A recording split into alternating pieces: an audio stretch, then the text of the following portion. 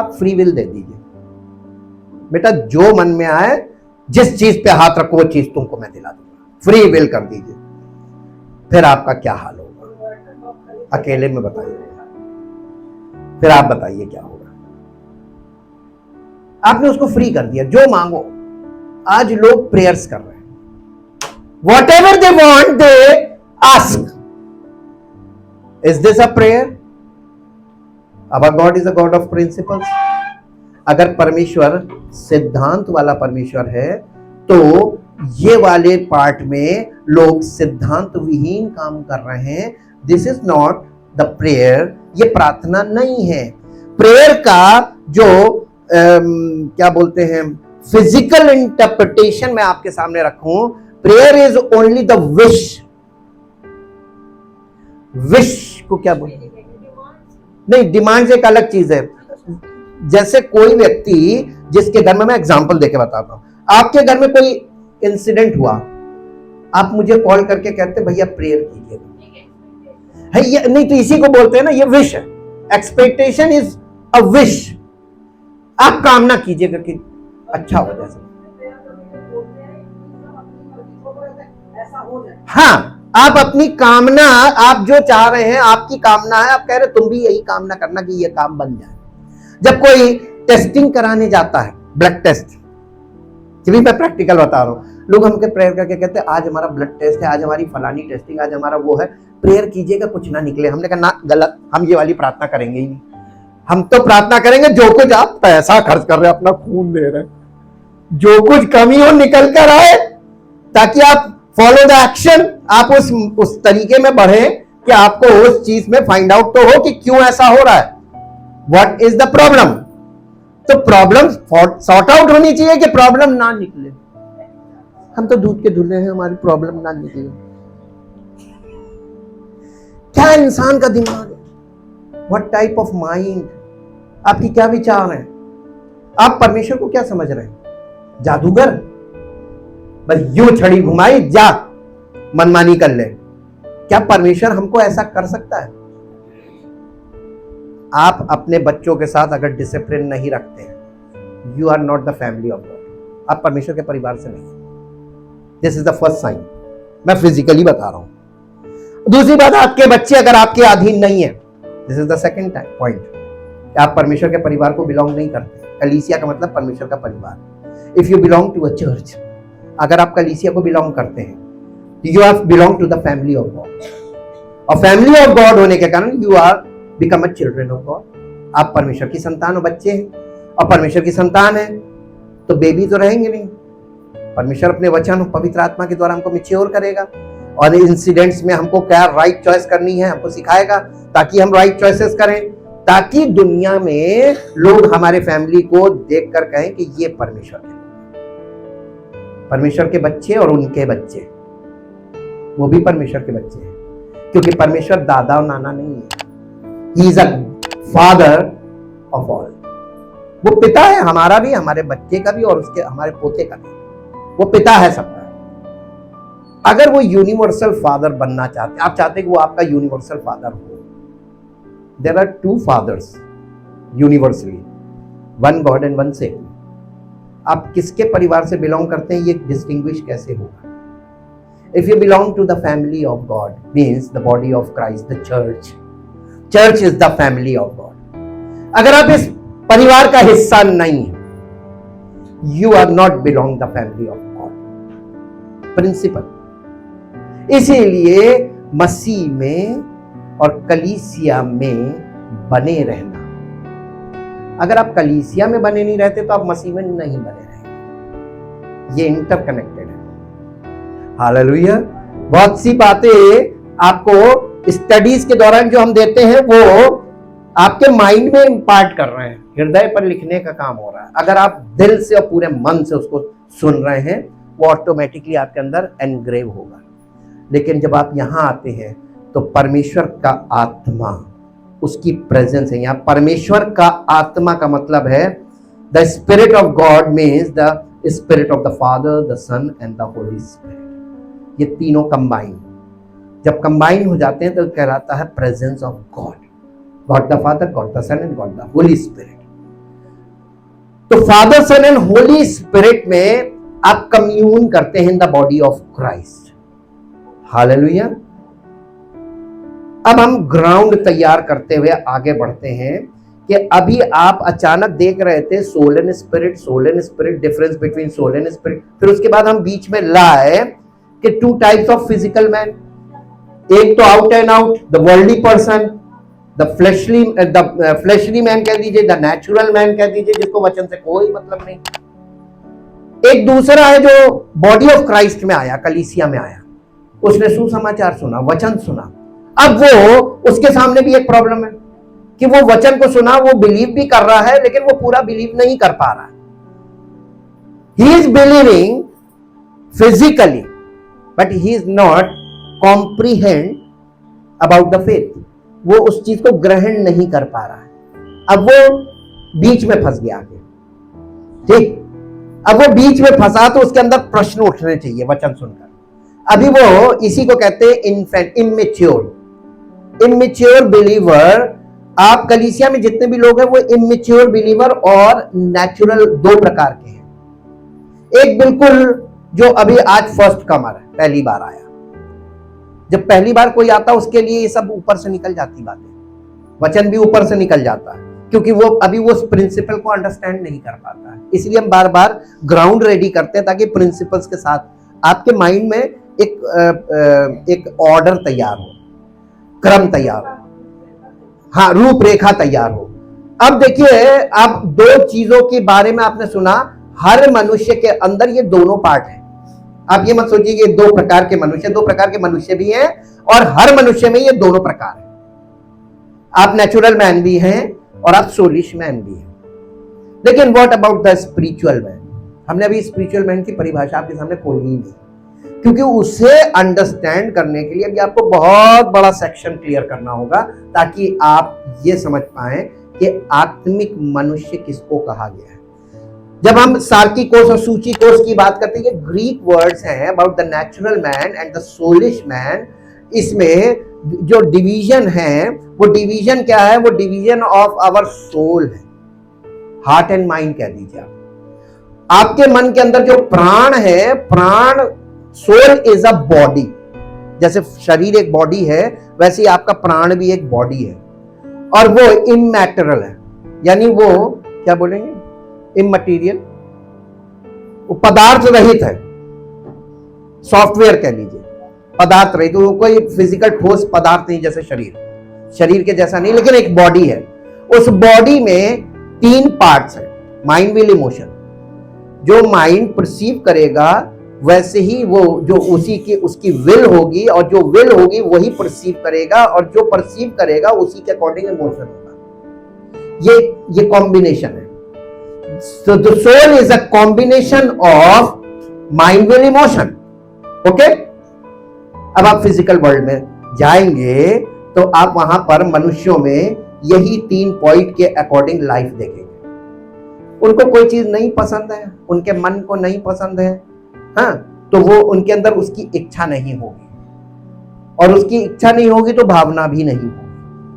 अब आप देखिए रिलेशनशिप में प्रॉब्लम क्यों आ रही है। लोग शरीर से विवाह करना मांगते हैं। शारीरिक विवाह कितने दिन का होता है, कितने दिन का एंजॉयमेंट होता है? किसी को मालूम ही नहीं है कि शारीरिक विवाह कितने दिन का एंजॉयमेंट होता है,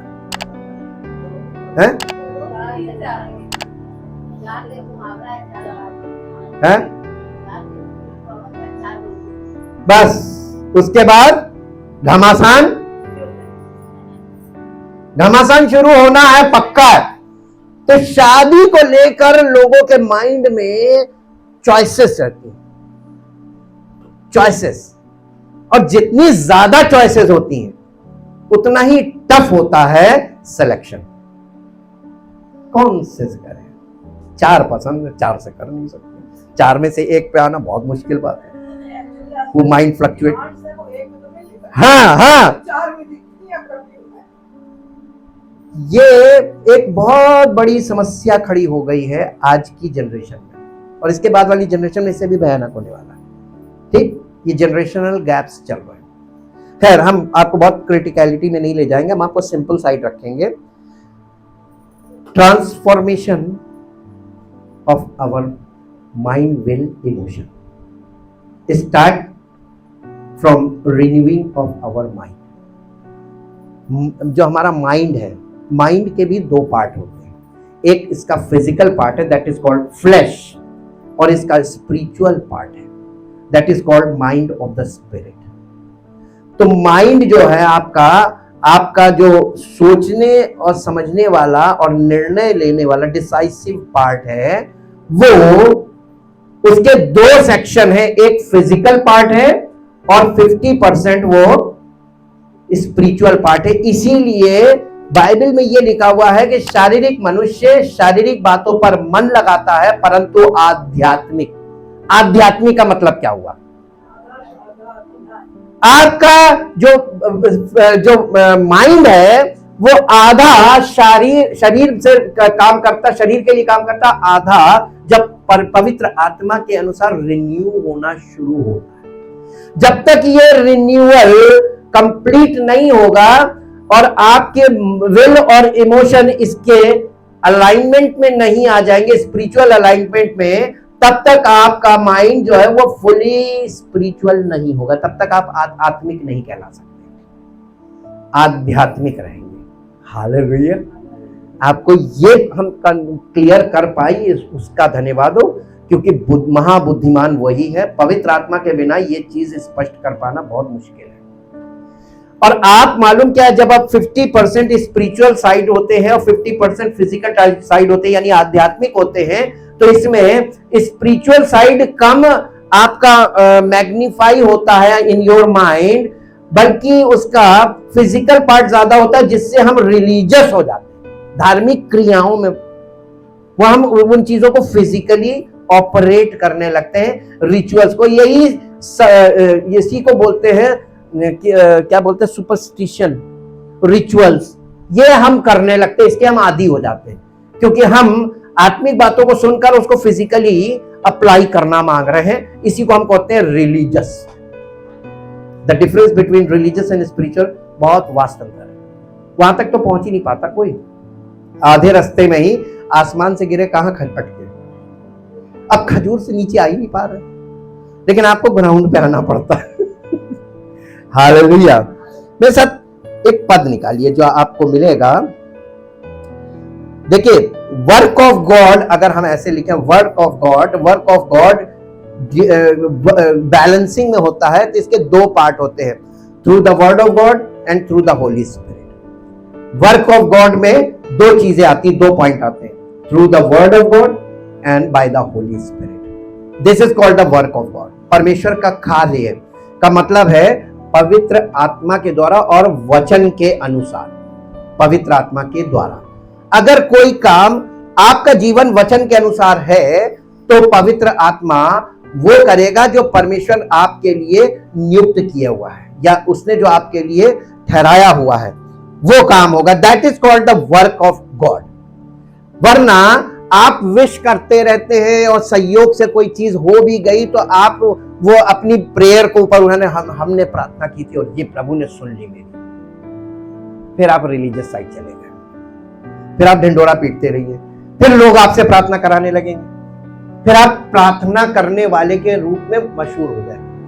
क्या आपको परमेश्वर के वचन में ऐसी कोई योजना मिली कि परमेश्वर ऐसे लोगों को ढूंढ रहा है जो लोगों के लिए प्रार्थना करेंगे? परमेश्वर हर मनुष्य को अपनी संतान और अपना बेटा और बेटी बनाना मांग रहा है। यहां पर बिल्कुल फर्क वो है, प्लान है। तो हम out of the plan of God अगर चले गए, तो वो हमारी रिलीजियसिटी हो जाएगी और लोग आपके घर में भीड़ लगा लेंगे, मेरे लिए प्रार्थना कर दीजिए, मेरे लिए प्रार्थना कर दीजिए। ये क्या हो रहा है? इसीलिए तो आजकल के लोग सबसे घूम घूम के कहते रहते हैं, मेरे लिए प्रेयर कर दो, मेरे लिए प्रेयर कर दो, मेरे लिए प्रेयर कर दो, और किसी एक की नहीं सुनी जा रही। हाँ, ये क्लियर है कि वो they don't know who God is. अब देखिए, मेरे साथ एक पद निकालिए जो आपको मिलेगा भजन संहिता उसका 51 अध्याय, the book of Psalm chapter 51 verse 10। The book of Psalm, भजन संहिता की पुस्तक 51 चैप्टर हे परमेश्वर। देखिए, डेविड प्रे टू गॉड, दाऊद बादशाह परमेश्वर से प्रार्थना कर रहा है और क्या कह रहा है? हे परमेश्वर, मेरे अंदर क्या कर? शुद्ध मन उत्पन्न कर और मेरे भीतर स्थिर आत्मा नए सिरे से उत्पन्न कर। मेरे अंदर आत्मा तो है, संसार की आत्मा काम कर रही है और इसीलिए मैं शरीर की अभिलाषाओं में फंस गया हूं। मेरे अंदर शुद्ध मन उत्पन्न कर और मेरे अंदर स्थिर आत्मा फिर से उत्पन्न कर। मुझे अपने सामने से निकाल ना दे और अपने पवित्र आत्मा को मुझसे अलग ना कर। इसका मतलब पवित्र आत्मा इसके अंदर है, लेकिन ये पवित्र आत्मा के अकॉर्डिंग नहीं चल पा रहा है। He is recognizing himself, I am a sinner। Dawood ने कन्फेस किया परमेश्वर के आगे, मैं पापी हूं। और जिसने परमेश्वर के सामने ये कहा कि मैं पापी हूं, this is what the repentance means, please help me God, तब परमेश्वर ने उसके जीवन में काम किया।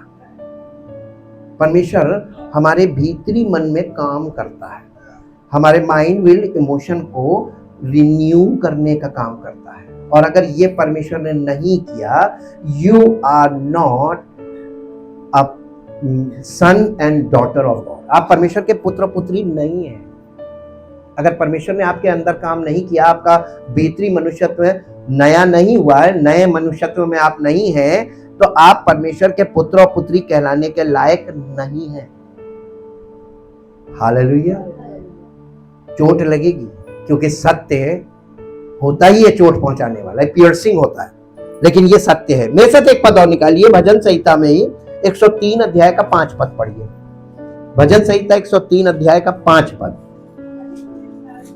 वही तो मेरी लालसा को उत्तम पदार्थों से तृप्त करता है, जिससे मेरी जवानी उकाब की नाई नई हो जाती है।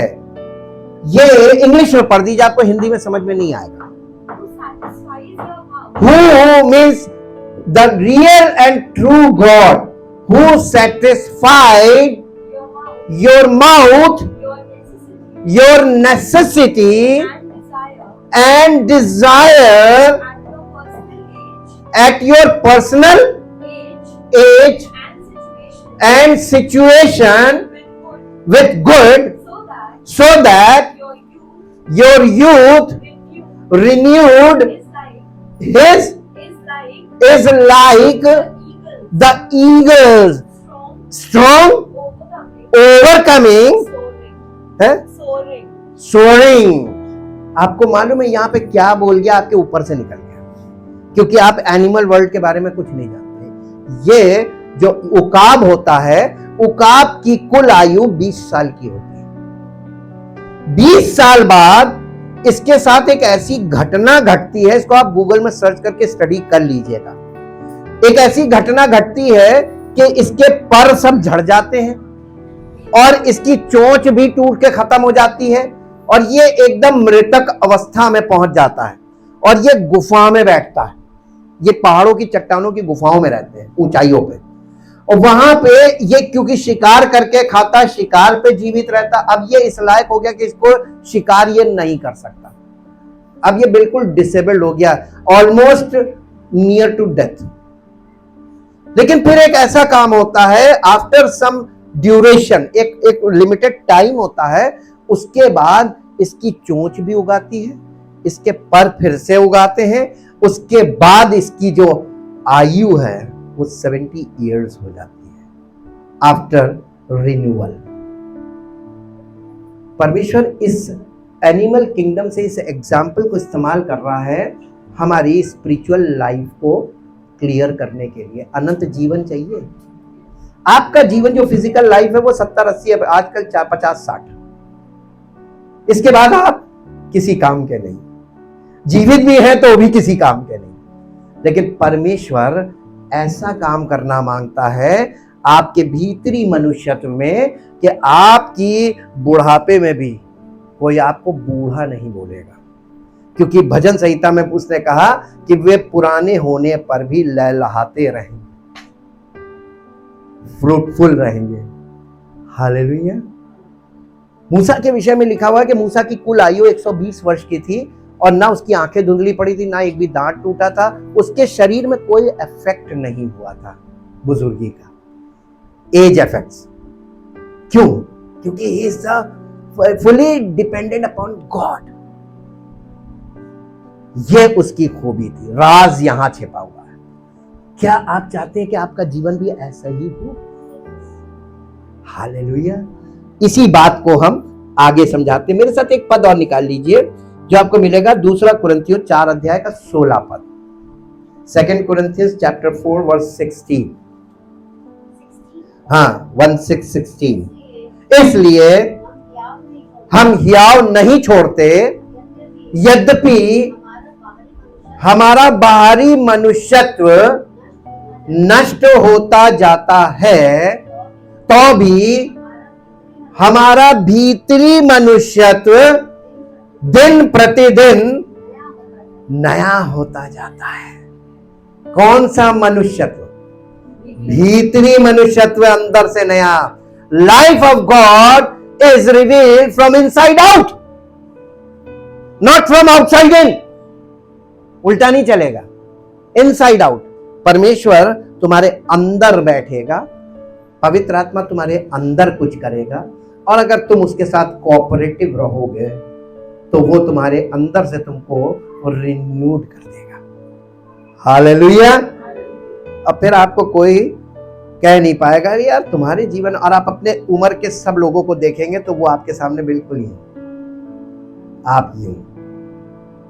हालेलुया। ये काम परमेश्वर कैसे करेगा? कैसे हमारे भीतरी मनुष्यत्व को नया करेगा? मेरे साथ निकालिए इफिसियों की पत्री 4 अध्याय उसका 23 पद, 22 और 23 पद।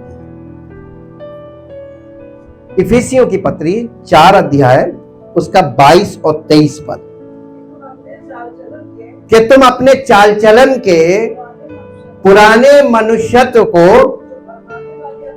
जो भरमाने वाली अभिलाषाओं के अनुसार करप्ट होता जाता है। ये काम किसको करना है? आपको करना है। ये आपकी अभिलाषाएं, जो सांसारिक अभिलाषाएं ना, बहुत, इनको उतारना शुरू कीजिए। आप इसको माइनस करेंगे, सबसे बड़ा फायदा मालूम क्या होगा? पैसे बचेंगे। कि इन्हीं चीजों में पैसे बहुत खर्च होते हैं।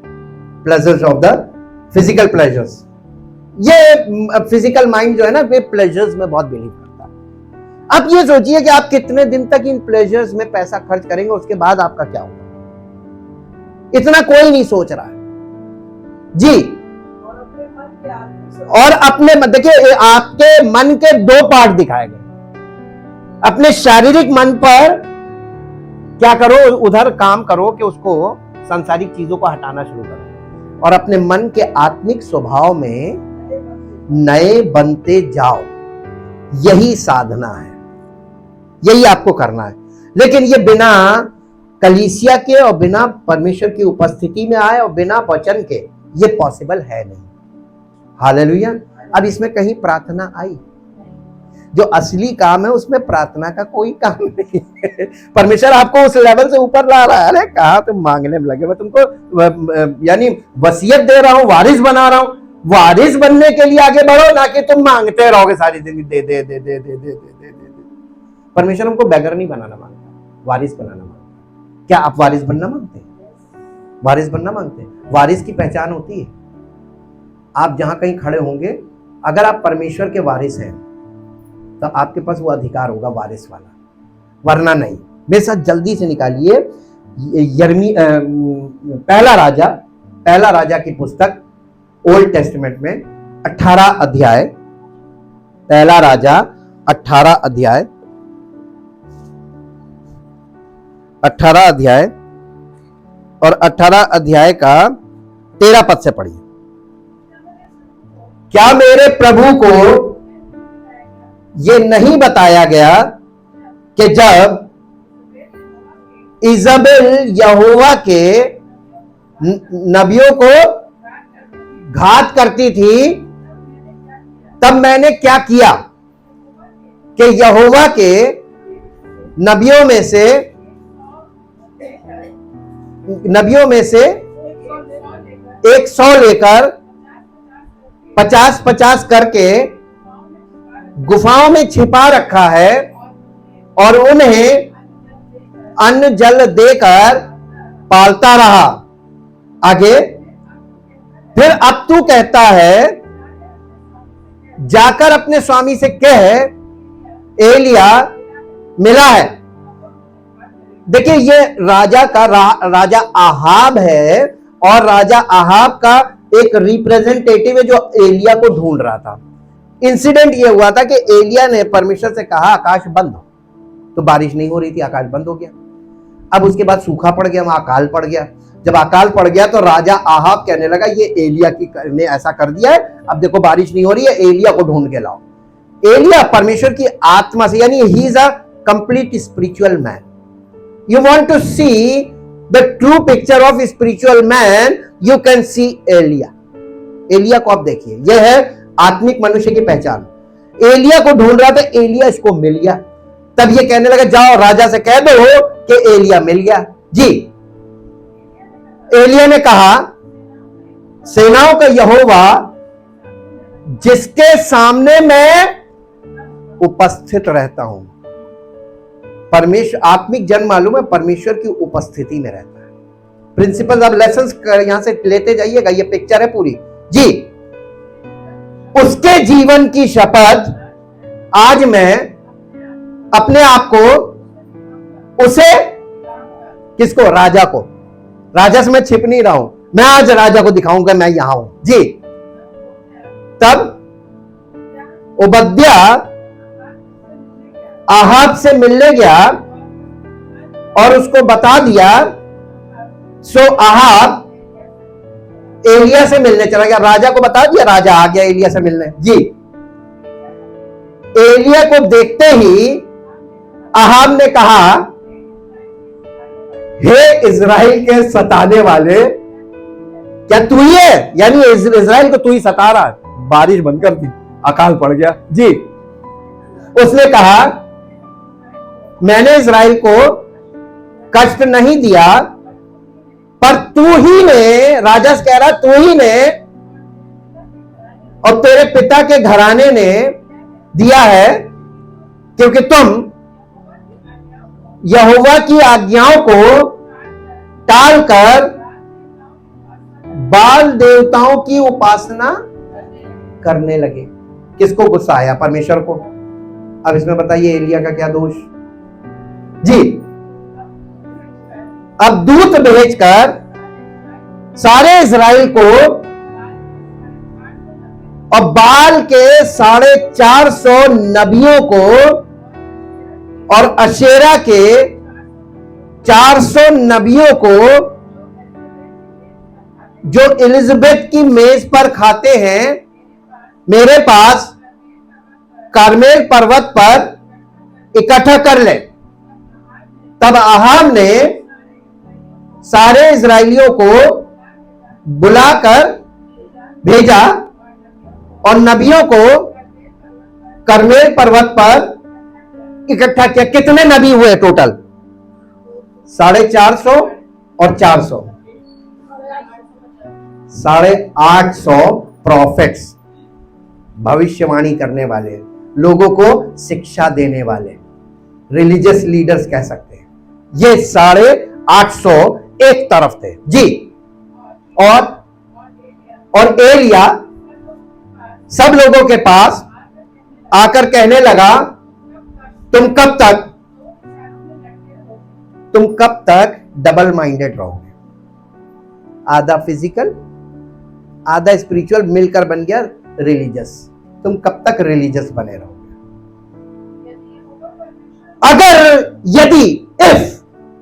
अगर यहोवा परमेश्वर है तो उसके पीछे है लो। होल हार्टेडली, और यदि बाल हो तो उसके पीछे बोलो। देखिए फ्रीडम है, फ्रीडम ऑफ चॉइस।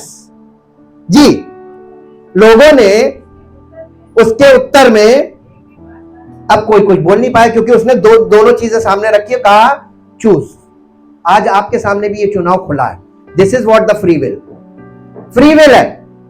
अगर आपको परमेश्वर नहीं समझ में आ रहा है तो जिसको आप ईश्वर मानते हो उसके अधीन होके दिखा दो, वो तुम्हारा उद्धार करके दिखा दे।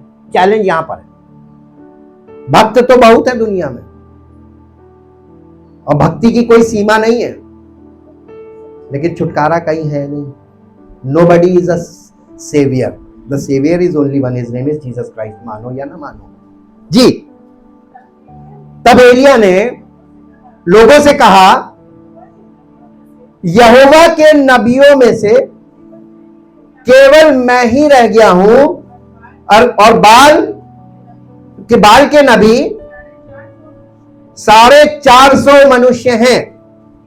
इसलिए 2 बछड़े लेकर आओ, हमें दिए जाएं, और फिर बाल के नबी अपने लिए चुनकर उसे टुकड़े टुकड़े, हाँ यानी सौक्तनी कुर्बानी की बात कर रहे हैं जो उस समय में चलती थी। जी, और कुछ आग ना लगाएं, हाँ? और मैं देखिए 2 बछड़े मंगवाए, उसमें भी कहा कि तुम पहले चुन लो, बछड़ा भी तुम ही चुन लो, मैं जो बचेगा वो मैं ले लूंगा। हालेलुया। आज परमेश्वर ने यीशु मसीह के बलिदान के बाद पूरी दुनिया को यही चैलेंज कर रखा है, कल जितनी करनी।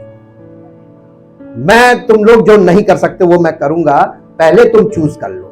जी,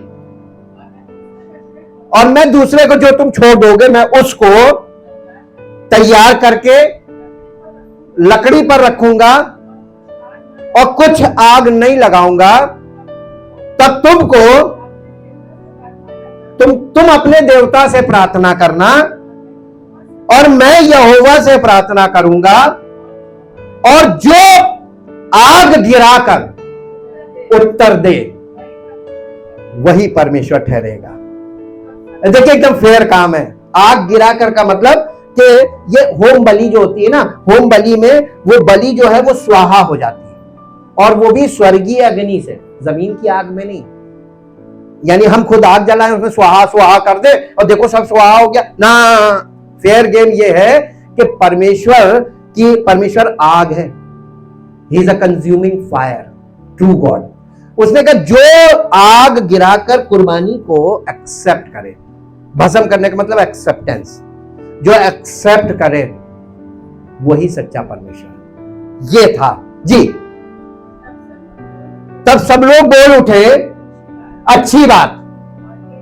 और एलिया ने बाल के नबियों से कहा, पहले तुम एक बछड़ा चुनकर तैयार कर लो, क्योंकि तुम लोग ज्यादा लोग हो, तुम लोग पहले अपना प्रयास कर लो। तो सारी दुनिया के ज्यादातर लोगों को परमेश्वर ने पहले छूट दे दी, जा तुम कर लो जो करना। हालेलुया। इसीलिए मैक्सिमम लोग एक ही थॉट में हैं, सबका एक ही तरीका चल रहा है, बस थोड़ा सा अपनी बुद्धि लगा के उसको ये ऐसे कर रहे हैं, ऐसे कर रहे हैं, बस इतना फर्क है। प्रिंसिपल सेम है, प्रिंसिपल इज सेम। जी, तब अपने देवता से प्रार्थना करना, परंतु आग ना लगाना। तब उन्होंने उस बछड़े को जो उन्हें दिया गया था लेकर तैयार किया, और भोर से लेकर दोपहर तक वो ये कहकर बाल से प्रार्थना करते रहे कि हे बाल हमारी सुन, हे बाल हमारी सुन। ना परंतु ना कोई शब्द और ना कोई उत्तर देने वाला। वो प्रार्थना तो दुनिया में सब कर रहे हैं आज भी, उत्तर क्यों नहीं आ रहा? Big question mark. It is up to you. आपको डिसर्न करना है, अंडरस्टैंड करना है वचन को, और डिसर्न करना है क्यों नहीं आ रहा। जब कोई होगा तो आएगा ना। Your worship is falling and you are praying with to a folly God, जो है ही नहीं। आपके माइंड में उसका एक अस्तित्व है, लेकिन उसकी कोई सच्चाई नहीं। जी, तब वे अपनी बनाई हुई वेदी पर हैं कुछ नहीं समझ में आया, थक गए प्रार्थना करते करते। कि आदमी जब रिलीजियस पॉइंट में यही है, जब वो सब कुछ कर करके थक जाता है, फिर क्या करता है? उछलने कूदने लगता है। अब वो वेदी के ऊपर जाकर उछलने कूदने लगे। जी, दोपहर को एलिया ने ये कहकर उनका ठट्टा किया, यानी थोड़ा तंज मारा कि ऊंचे शब्द से पुकारो, वो तो देवता है। हो सकता है वो ध्यान लगाए हुए हो, या हो सकता है कहीं गया हो सकता है यात्रा में हो, या हो सकता है या सो रहा हो। आज सारे लोग क्या कर रहे हैं? शोर क्यों मचाते हैं रिलीजियस लोग? जगाने के लिए। शायद मेरे वाला बस उनको अब आवाज सुनाई दे जाए। कंपटीशन, देखिए यहां कंपटीशन हो रहा है। See and learn what that people are doing physically. जी, और उन्होंने बड़े शब्द से पुकार पुकार के अपनी रीति के अनुसार छुरियों और बर्छियों से अपने अपने को यहां तक घायल किया कि लहू लुहान हो गए। ये एक्सप्रेशन है, सी द एक्सप्रेशन। आपके प्राण में एक क्वालिटी है टू एक्सप्रेस योर फीलिंग। ये अपनी भावनाओं को एक्सप्रेस कर रहा है। जी, फिर दोपहर ढल ही क्या, फिर दोपहर भर ही क्या, वरन भेंट चढ़ाने के समय तक वो भविष्यवाणी करते रहे, परंतु कोई शब्द सुनाई नहीं दिया, और ना तो किसी ने उत्तर दिया और ना कान लगाया। तब एलिया ने सब लोगों से कहा, मेरे निकट आओ, अब आओ मेरे पास। Then Jesus said, सब परिश्रम और बोझ से दबे हुए लोग, सब परिश्रम करने वाले, यही सब परिश्रम तो कर रहे थे जैसे वहां हो रहा है। आज भी लोग यही कर रहे हैं रिलीजियसली। मेरे पास आओ, मैं तुम्हें विश्राम दूंगा। ये ग्रेट कॉलिंग है, this is called the high calling. ये बड़ी बुलाहट है, और लोग इसको बहुत हल्के में लेते हैं। फिजिकल माइंड है ना जी। और सब लोग उसके निकट आए। तब उसने यहोवा की वेदी जो गिराई गई थी मरम्मत करी। He repaired the altar of God. जी, फिर एलिया ने याकूब के पुत्रों की गिनती के अनुसार, जिसके पास यहोवा का यह वचन आया था कि तेरा नाम इज़राइल होगा, 12 पत्थर छांटे और उन पत्थरों से यहोवा के नाम की एक वेदी बनाई, और उसके चारों ओर इतना बड़ा एक गड्ढा खोद दिया कि उसमें 2 सा बीज ये क्वांटिटी है, उसमें इतना बीज आ जाए, गैलन्स में है एक्चुअली जी। तब उसने वेदी पर लकड़ी को सजाया और बछड़े को टुकड़े टुकड़े काट कर लकड़ी पर रख दिया, और कहा, 4 घड़े पानी भर के होम बलि, पशु और वेदी पर लकड़ी पर उंडेल दो। तब उसने कहा, दूसरी बार भी वैसे ही करो। तब लोगों ने दूसरी बार भी वैसे ही किया। फिर उसने कहा, तीसरी बार करो। तब लोगों ने तीसरी बार भी वैसे ही किया, और जल वेदी के चारों ओर बह गया और गड्ढे को भी, वो जल ने गड्ढे को भी भर दिया। जी, फिर भेंट चढ़ाने के समय एलिया नबी समीप जाकर कहने लगा, हे इज़राइल, हे इब्राहिम, इसहाक और इज़राइल। देखिए, याकूब की जगह उसने इज़राइल कर दिया, याकूब से इज़राइल बना था। तो हे अब्राहम, इसहाक और इज़राइल के परमेश्वर यहोवा, आज ये प्रकट कर कि इज़राइल में तू ही परमेश्वर है और मैं तेरा दास हूं। मैंने ये सब काम कैसे किया है? आज लोग मालूम क्या कर रहे हैं? अपने मन की आराधना करते, जो मन में आएगा। जब मेरे मन में आएगा तब करेंगे, और जो मेरे मन में आएगा वो हम प्रार्थना करेंगे, वही हम मांगेंगे, वही हम करेंगे, वो जो मेरे मन में आएगा। ये पूरी दुनिया में सब अपने मन की इच्छा पूरी कर रहे हैं। इन वर्शिप ऑल्सो, आराधना में भी लोग अपनी मर्जी से कर रहे हैं, अपनी इच्छा से, अपने मन में। जब हमें मन करेगा तब करेंगे, मन, आपका मन तो कभी नहीं करेगा। जी, यहां पे वो एलिया क्या कह रहा है? हे यहोवा, मैंने ये सब काम, इसका मतलब एलिया जो है वो वचन के अनुसार कर रहा है। आपको नहीं मालूम कि वचन के अनुसार उसने क्या क्या किया। उसने जो वेदी, वो जो कुर्बानी का जो टाइम है, बलिदान का जो समय था, वो भी परमेश्वर के अनुसार था। पहले उसने मौका उनको क्यों दिया? तुम सवेरे से लगे रहो दोपहर तक, क्योंकि इज़राइल में जब वो बलि होती थी उसका टाइम था गोधूली के समय।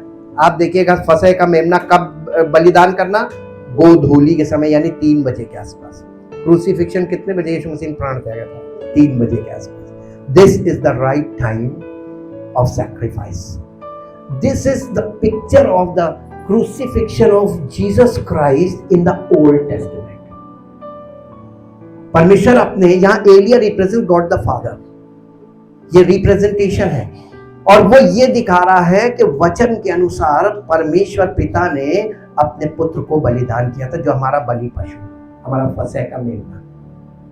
और उसने ये दिखाया, परमेश्वर लोगों को इस बलिदान के प्रगटीकरण से ये सुसमाचार दे रहा है कि तुम परमेश्वर को ग्रहण करो और अपना मन लगाओ कलीसिया में, वचन में, ताकि पवित्र आत्मा तुम्हारे भीतरी मनुष्य को नया बनाए।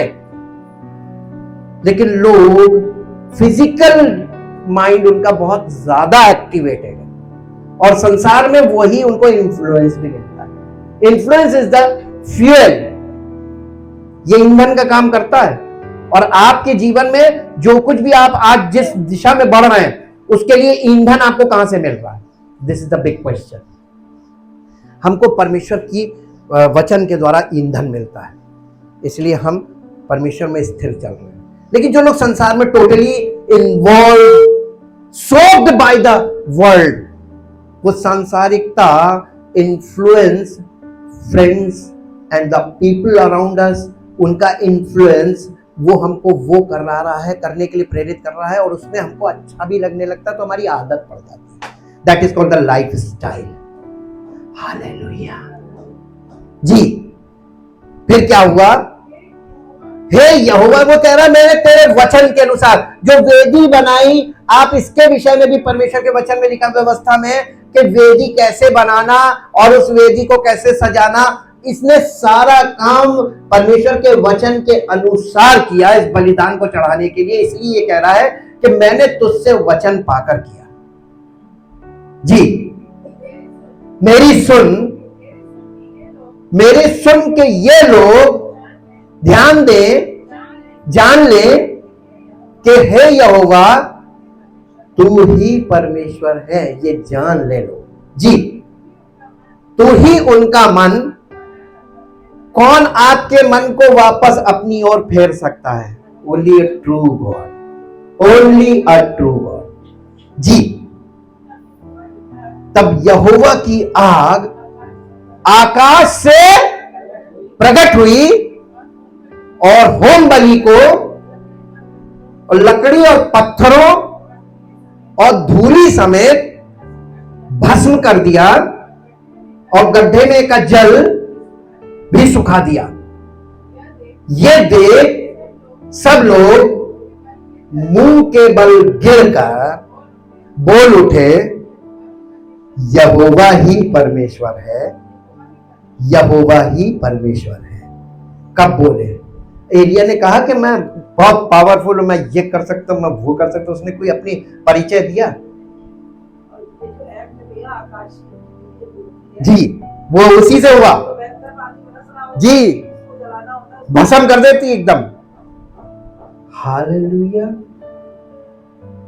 प्रकृति किसके हाथ में है? और ये प्रकृति का रौद्र रूप क्यों? एक भी धर्मी नहीं, वचन के अनुसार एक भी धर्मी नहीं। धर्मी का मतलब मालूम क्या है? स्पिरिचुअल पर्सन, एक भी नहीं है। सब आध्यात्मिक अपने, और वो भी रिलीजियस। आत्मिक को तो लोग समझते ही नहीं, आध्यात्मिक को ही आत्मिक बोले पड़े। हालेलुया।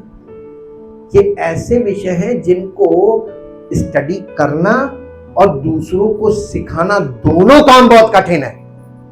लेकिन परमेश्वर फिर भी इसमें सफल मालूम क्यों है? क्योंकि परमेश्वर इस काम को सांसारिक तरीके से नहीं करता। सड़कों के मोड़ों पर, चौराहों पर, पार्कों में ओपन काम नहीं करता।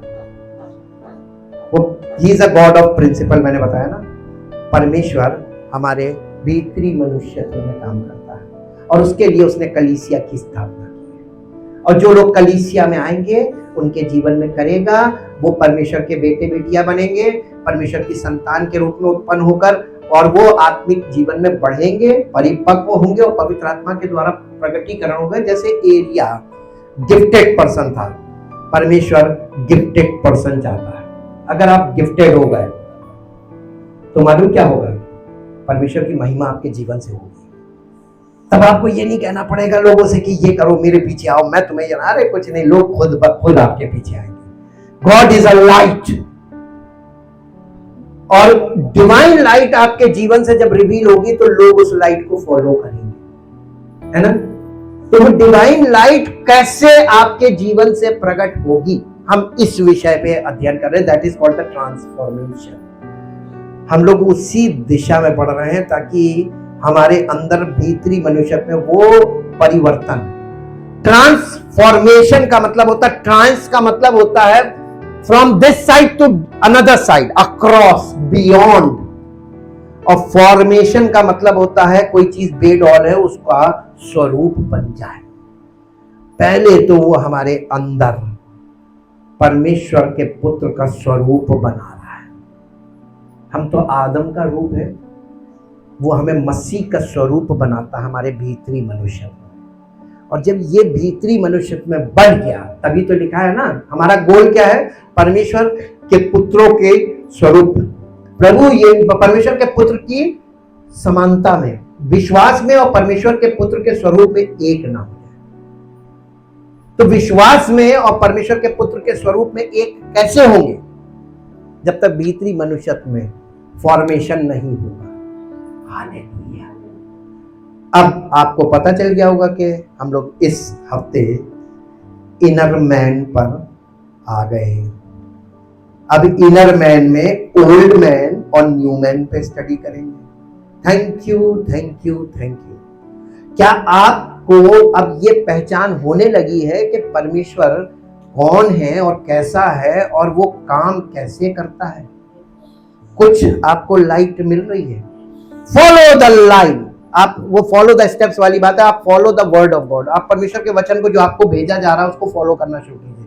आप उसको एक्सेप्ट करना शुरू कीजिए। बस आपको करना कुछ नहीं, फिजिकली कुछ नहीं करना, शरीर से आपको कुछ नहीं करना, लेकिन जो आपको करना है, wholeheartedly receive the word of God in your heart and mind.